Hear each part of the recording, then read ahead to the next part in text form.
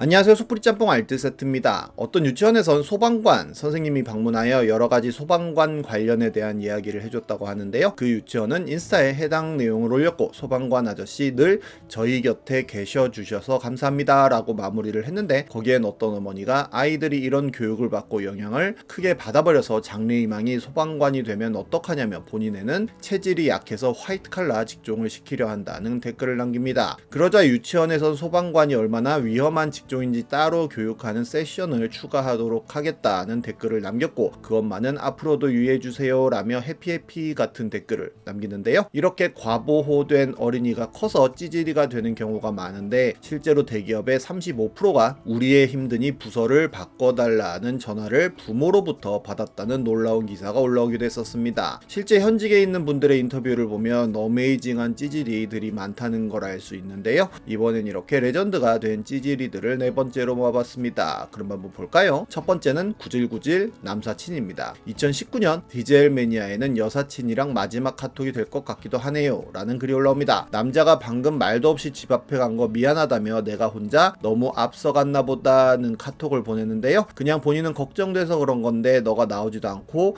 전화도 씹으니까 기분이 순간 좀 그랬는데 집에 와서 생각해 보니까 내 잘못도 있는 것 같다며 읽지만 말고 답장도 좀 해주면 좋겠다 하고 이야기를 합니다. 그러자 여성은 너가 내 남친도 아닌데 집 앞까지 찾아오는 것 자체가 부담이라며 여명을 사주든 그런 마음은 고맙지만 우리 집 앞에 오는 건 도를 지나친 것 같다면서 솔직히 너가 오해할까봐 말해주는 건데 너한테 아예 관심 없고 친구로서 좋았는데 이러면 정말 부담스러워질 것 같다고 확실하게 못을 박아버립니다. 그러자 남자는 그럼 일주일 동안 나랑 연락을 왜 한 거냐며 이것 때문에 실망한 거면 진짜 사과한다면서 몸 좀 괜찮아지면 이따 만나서 얘기하자고 하는데요. 짜증이 나는 여자는 아니라며 네가 카톡해서 답장해줬을 뿐이라며 혼자 북치고 장구치고 하지 말라는 이야기를 합니다. 이해를 못한 거냐며 본인은 정말 어이가 없다는 이야기까지 하는데요. 그러자 남자는 왜 답장을 해줬었냐며 관심이 없었으면 그냥 일십을 하지 라고 하였고, 여자가 일부러 그러는 거냐고 물어보자 본인도 기분이 좀 그렇다며 내일 다시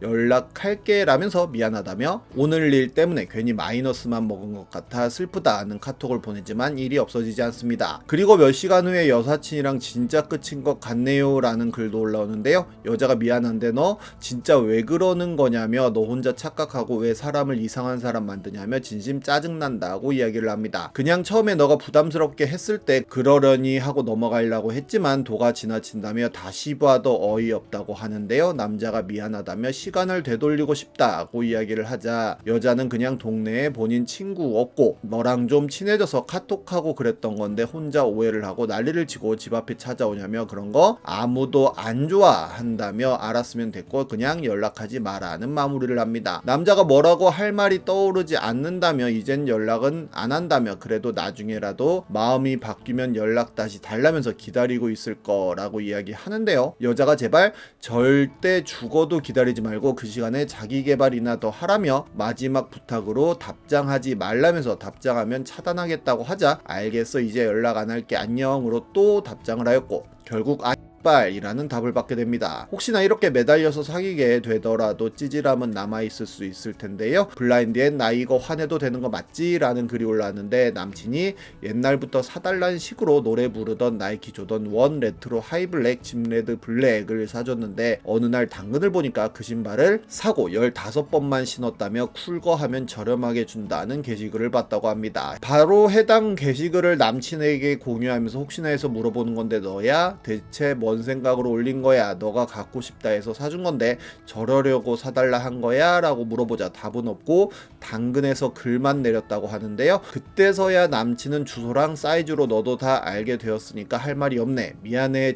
자주 안 신게 돼서 팔았어 라는 이야기를 하였고 요즘 안 신을 때부터 이상하긴 했는데 그래도 내가 선물해준 건데 이게 맞다고 보냐고 묻자 또 대답이 없고 전화도 안 받다가 선물 팔았다고 해서 내가 너를 좋아하지 않는 건 아니야 라는 이야기를 했다고 합니다. 결국 이렇게 찌질한 행동을 하다가 헤어지는 경우들이 생겨날 텐데요. 헤어지고 나서도 찌질함을 보여줄 수도 있는데 다음은 구질구질 전남친들입니다. 2년 전에 헤어진 남친이 이렇게 2달에 한 번씩 주기적으로 카톡을 보낸다고 하는데요. 한번 마지막으로 만날 수 있냐고 물어보고 친척집이라고 하자 알겠다고 합니다. 무슨 일이냐고 물어보자 마지막으로 그냥 만나서 좀 하고 싶은 이야기가 있다고 하는데요. 계속 무슨 일이냐고 물어보자 딱 뭐라 무슨 일이라고 말할 수는 없다고 하고 잘 지내고 결혼해서 잘 살고 축복은 못하겠네 잘 지내라로 마무리를 합니다. 다음은 데이트 비용 3개월치 89만원 되돌려달라고 한 전남친 썰입니다. 작년 3월 보배드림에 올라왔던 글인데요. 전남친은 23살, 글쓴이는 26의 여성으로 서로 경제활동이 없어 소소하고 아기자기한 연애를 했었다고 합니다. 집안이 어렵던 글쓴이는 알바를 2개를 뛰어야 하다 보니 남친을 만날 시간이 많이 없었고 여행이나 외박 같은 걸 해야 하는 상황이 되면 돈이 드는 게 부담스러워서 만남을 피하게 되다 보니 점점 싸움으로 이어져 경제 상황이 힘들어서 만나는 것이 조금 부담이 된다고 털어놨다는데요. 그러자 남친은 괜찮다고 나중에 갚으면 된다고 하였고 글쓴이는 나중에 갚으면 된다는 말에 큰 의미를 두지 않고 본인이 부담스러워할까봐 배려해주는 거라고 생각했었다고 합니다.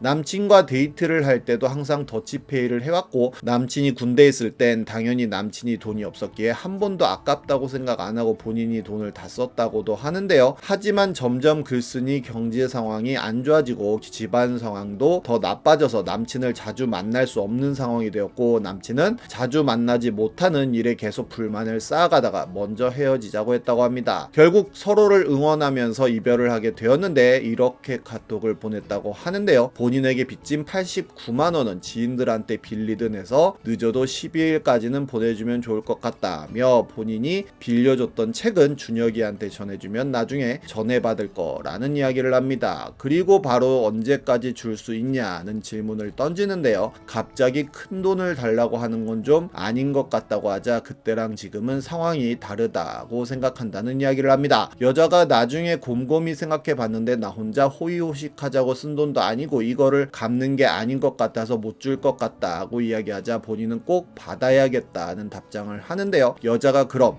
너 군대 있을 때 쓴 교통비, 밥값까지 다 계산해서 따져볼래? 라고 하자 일 크게 만들고 싶어서 그러는구나 라는 답장을 하였고 계속 언제 갚을 건지 정확하게 말해주면 고마울 것 같다는 이야기만 합니다. 그리고 갑자기 글쓴이의 어머니한테까지 전남친은 연락해서 돈을 달라고 했다고 하는데요. 알고 보니 전남친과 글쓴이를 서로 아는 친구가 어머님 번호를 전남친에게 동의 없이 줘버린 거였고 그 친구에게 너무 화가 나서 엄청나게 쏘아 붙였다고도 합니다.